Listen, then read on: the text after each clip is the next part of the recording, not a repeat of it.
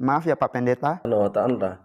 Jadi kita tentunya sudah melihat bagaimana cuplikan videonya. Ada 3 pertanyaan yang diajukan kepada Pendeta Isra Soru ini dan pertanyaan ini cukup akademis. Apakah Pendeta Isra Soru ini menjawabnya dengan menggunakan akal sehat dan logika? Karena pertanyaan pertama, kepada siapakah Yesus menebus dosa manusia? Dosa siapakah yang ditebus oleh Yesus? Dan yang ketiga, kepada siapakah Yesus menyerahkan nyawanya ketika disalibkan?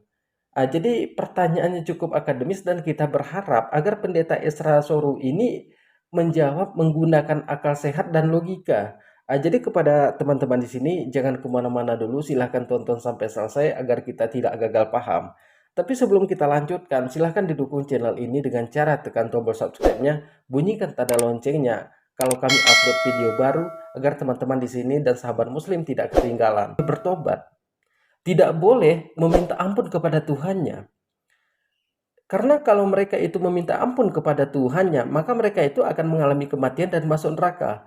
Lalu bagaimana caranya supaya orang Kristen ini tetap selamat yang melakukan dosa ini? Contohnya maksiat, berzina, kemudian main gila-gilaan seperti yang dikatakan oleh Pendeta Mel Atok, tapi mereka itu tetap selamat. Di sini ada penebus dosa mereka.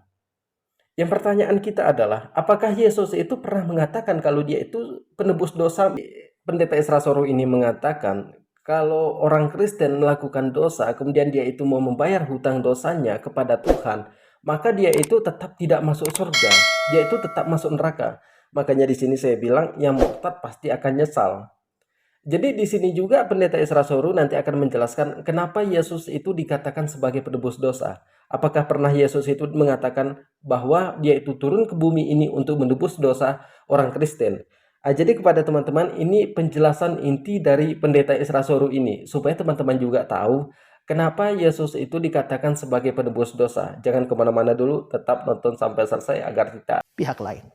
Nah, jadi kita sudah mendengarkan bagaimana penjelasan dari Pendeta Isra Soru ini. Jadi ini adalah inti dari jawaban Pendeta Isra Soru. Jadi kepada teman-teman di sini, secara tak langsung Pendeta Isra Soru ini mengatakan kalau Yesus itu dikambing hitamkan. Karena seperti dia membuat contoh, temannya punya salah sama Pendeta Isra Soru ini. Kemudian Pendeta Isra Soru ini bagaimanapun caranya dia mau hukuman ini tetap dijalankan, tapi yang kena hukuman ini jangan temannya. Lalu bagaimana digeserkan temannya? Di sini cari penggantinya. Artinya kan Yesus ini dikambing hitamkan. Jadi Yesus ini yang tidak tahu apa-apa tentang masalah mereka, tapi Yesus ini yang menanggung akibatnya. Ini namanya munafik, lempar batu sembunyi tangan.